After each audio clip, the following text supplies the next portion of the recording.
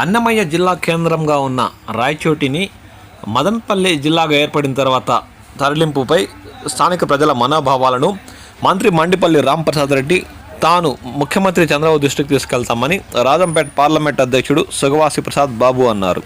త్వరలోనే నారా లోకేష్ దృష్టికి తీసుకెళ్తామన్నారు. జిల్లా కేంద్రం స్థాయికి మించి రాయచోటి అభివృద్ధి చెందేలా కృషి చేస్తామన్నారు.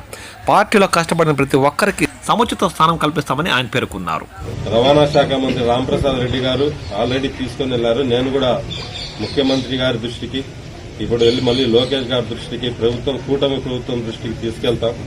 రాయచోటి ప్రజల్లో నిజంగానే చాలా బాధాకరం. అయినా కూడా విధి లేని పరిస్థితుల్లో నియోజకవర్గ నాయకులు గాని ప్రజలు గాని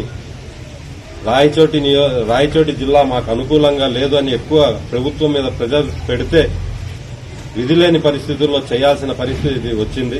ఖచ్చితంగా ముఖ్యమంత్రి గారి దృష్టికి తీసుకెళ్తాం. రాయచోటి అభివృద్ధికి ఖచ్చితంగా మేము కృషి చేస్తామని మీకు పత్రికా